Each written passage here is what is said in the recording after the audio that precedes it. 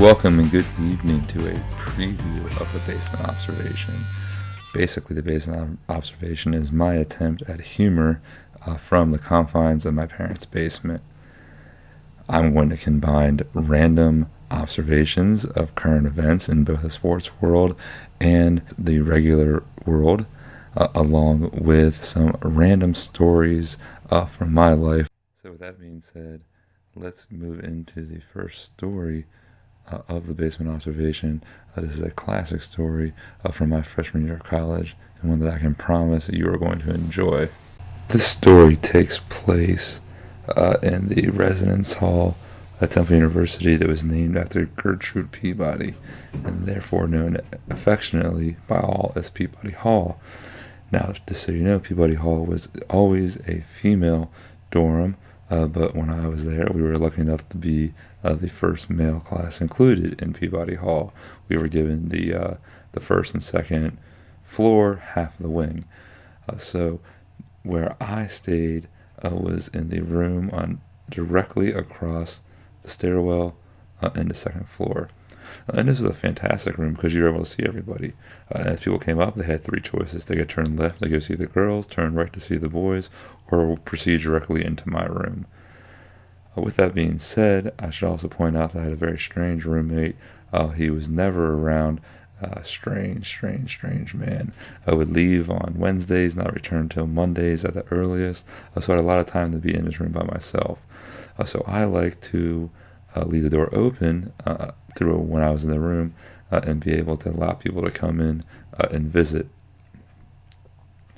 For the most part, this is a fantastic idea.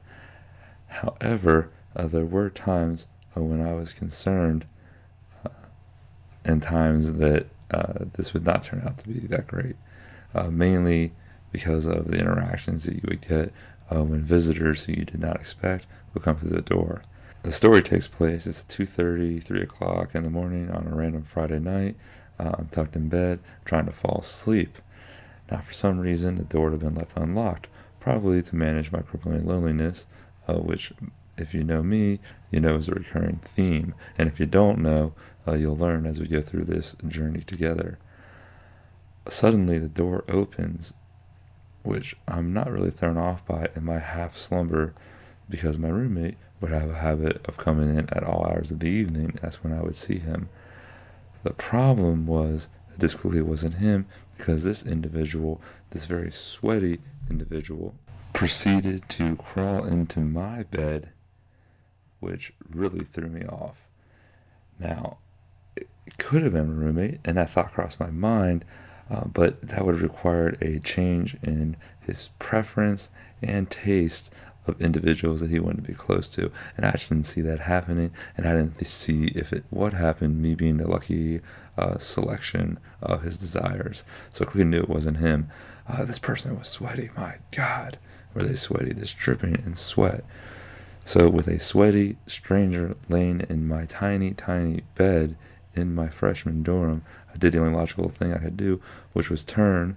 I would sleep against the wall and face this individual who was passed out and not functional at all. At that point, I became terrified, and I did what only thing that any hard-blooded, warm-blooded American male would do in a situation like this. I yelped, I screamed, and I startled and woke up my new companion, who I then realized to be was a totally inebriated, basically sorority girl who was wearing no clothes, completely naked, now crawling into my bed. Now, what you would think would be a dream was more of a nightmare, because, once again, I had no idea who this person was, and it was terrifying to me that they had just wandered into my room, even though it served me right, because I had left my door unlocked. So I did what I had to. I woke this person, who then became irate because she was certain that I had come into her room, crawled into her bed, because she was drunken and had no idea what was going on. So that makes sense. So, of course, as a male, you look like you're the bad guy. Well, once I showed her some objects that proved to her that she was in her room, I then provided her a t-shirt and then sent her on her drunken way, stumbling up the third floor stairs, never to see my t-shirt again. And anytime I would pass this girl and try to remind her of that, she would claim that she has no idea what I was talking about, and that it must have been a dream because she would never drink to excess. Even though I didn't know her, I can emphatically tell you that that was bullshit and not true, and that girl later dropped out of college from a severe addiction to opioids. And with that being said, I hope you'd enjoy the very first random story that will be shared in the Basement Observation. How many people are willing to share with you a story where a sweaty, naked female crawls into their bed, leaves with their t-shirt, and that's the best part of the story? Not many.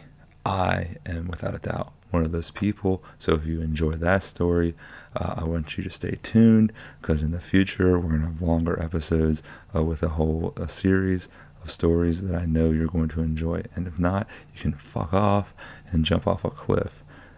Now, with that being said, I hope that you want to come back. If you like what you heard here, make sure that you follow me on my new Twitter page, where all the updates for this will be kept, and that's going to be at Gochey, Gochey 52. Search that, follow me on there, recommend me to your friends or your enemies. If you think this is garbage and you want to piss somebody off, why don't you send it their way as well? I don't really care either way. I just want people to listen and to enjoy. Have a good rest of the day.